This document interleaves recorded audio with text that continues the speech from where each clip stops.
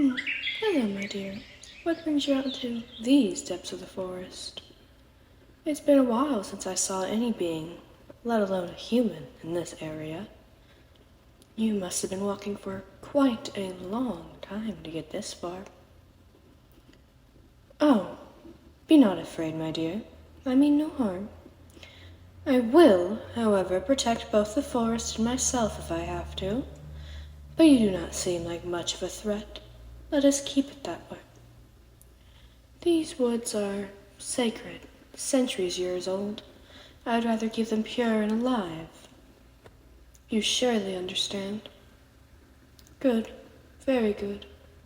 Are you cold, my child? You look as though you are shaking. I can imagine that you've never seen a being quite like myself before. We prefer secluded areas, after all, and usually would not take lightly to a human in our domain.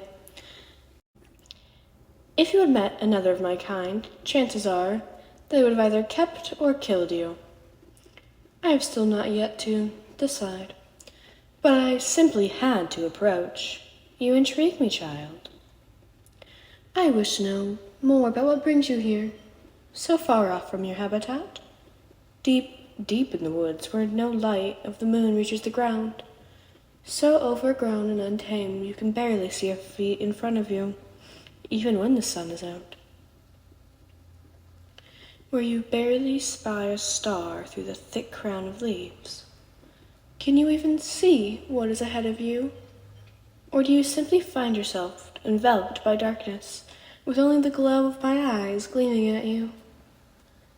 I wonder, how have none of the creatures and sounds scared you away yet? What is it that you seek as you move on ahead? Tell me, my dear. Tell me what it is you are hoping to find. Well then, I'll take your silence as a sign of fear rather than disrespect. Or perhaps you do not know what you are searching for either. How very human of you. To wander blindly, unsure of where your path may lead, of what you are seeking to find, simply yearning for something out of sight, out of reach. Perhaps my appearance has stunned you, leaving you unable to use your voice. I must simply assume you do not act so rudely on purpose, my dear. After all, you are the one trespassing. A mere guest in my domain, a frail little human, whom I can do with what I please. Be careful to not outstay your welcome, my dear. You surely would not want to upset me. Believe me, it is not a sight to enjoy. Wrath is quite easily sparked within beings as myself, and it never ends for the opposing party. You must surely have heard stories of fearful forest spirits, cunning fae, of cruel gods. All stories have an origin, a hint of truth within them, as fantastical as they may be. Maybe perhaps you have heard of humans disappearing, never to be seen again, or being found later in places they could not possibly have gotten to themselves. Perhaps you've been told of strange occurrences deep within the forest. Unexplainable sightings, sudden bursts of energy, mysterious sounds. I believe you understand now, my dear. A spirit, no, a god, is nothing to be messed with, nothing to be taken lightly. Do keep that in mind. After all, my kind has roamed these lands far before yours could even walk. Yet you still humans love to act as if though all land belongs to you, and only you. Look at you, so small, so insignificant. If there was any light around, you would quite literally stand in my shadow. And yet you act as though you are the Almighty, as though you are the bright sun, bringing all life to creatures, as though you get to decide what thrives and burns beneath you. You humans are foolish, fighting over what you believe to be truth, over what you call power. You are nothing compared to us. You are the lion, believing it is king, whilst we are the forest, giving you life. I must say, you impress me, my dear.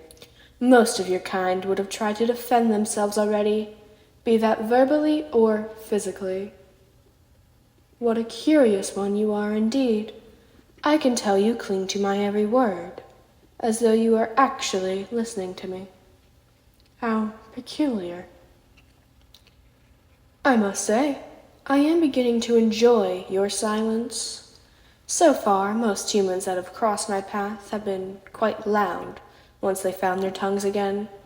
Not just loud, my child, but quite rude, too.